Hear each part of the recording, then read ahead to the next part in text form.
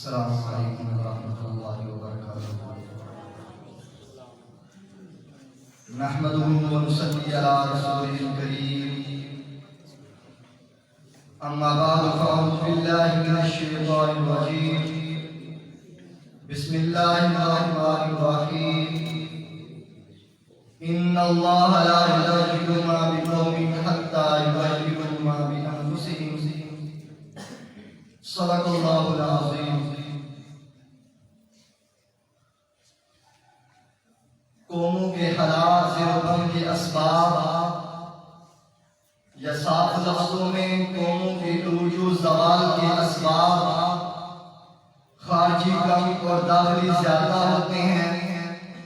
بظاہر ہر زوال میں ظاہری اسباب نمایاں حیثیت رکھتے ہیں، مگر حقیقت میں ان وجوہ الالقحار کہیں زیادہ ہوتا ہے جو اس قوم کے داخلی وجود کے اندر پوشیدہ ہوتا ہے۔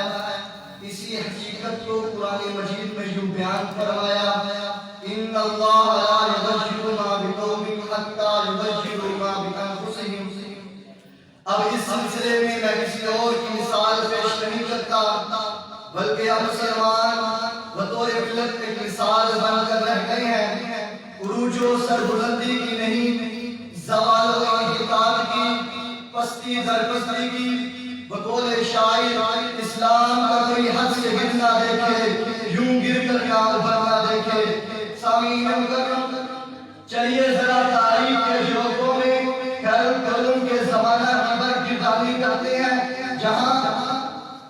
ان تنصروا اللہ ینصرکم ویثبت اقدامکم کا فرمانا جاری ہوتا ہے، اور یہ امت ید اللہ الی الجماعہ کا اعزاز لے کر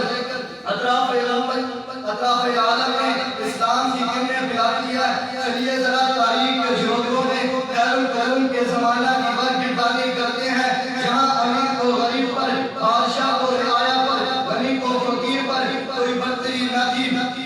ایک حساب میں کرے ہوئے محمد و ایاز، نہ کوئی بندہ رہا نہ بندہ نواز۔ جہاں ان اکرمکم عند اللہ اتقاکم کا زیر اصول رائج تھا،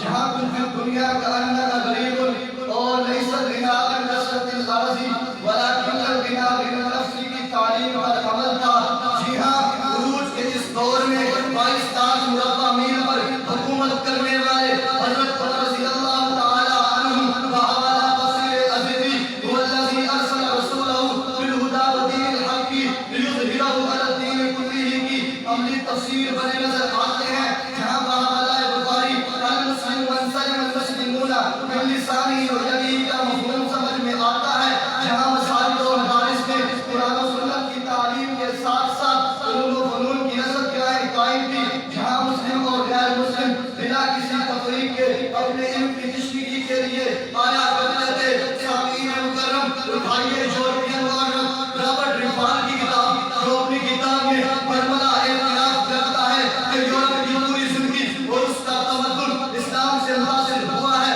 صرف طبی علوم میں نہیں بلکہ اسلامی تمدن میں بھی یورپ کی زندگی پر عظیم الشان اثرات ڈالے ہیں۔ جی ہاں، یہ وہ دور تھا جہاں امت کا ہر فرد واعتصموا بحبل اللہ جميعا کی تفسیر تھا، جہاں انما المؤمنون اخوة کا کردار تھا، پھر تلک الایام نداولها بین الناس کا ضابطہ چلتا ہے، اور یہ امت عروج کے بعد زوال کی جانب گامزن ہوتی ہے، اور وہ کلام الہی جو مسلمانوں کی فکری اور نظریاتی اتحاد کا محور تھا اسے چھوڑ دیا جاتا ہے۔ علامہ ابن خلدون کے مطابق یہ امت جماعتوں اور فرقوں میں بٹ جاتی ہے، سوئی کے ناکر پر مناظرے اور مباحثے ہونے لگتے ہیں، مسلم بادشاہ شدید تقاضوں سے ہم اہم ہونے کے بجائے مال و دولت کے پجاری بن جاتے ہیں، مسلمانوں کے اس تسلسل سے دشمن دلیر ہو جاتا ہے اور یروشلم پر قبضہ کر لیا جاتا ہے۔ تتاری بغداد کی اینٹ سے اینٹ بجا دیتے ہیں،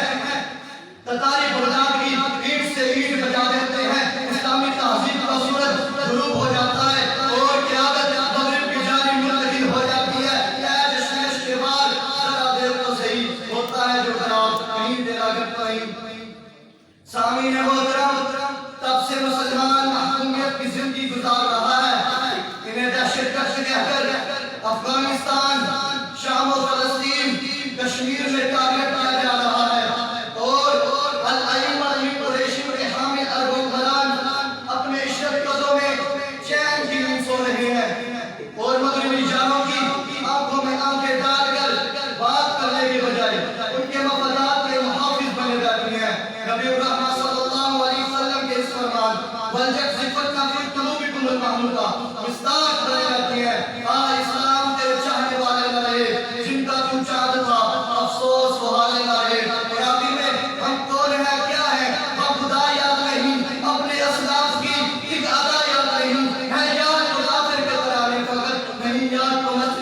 بتایا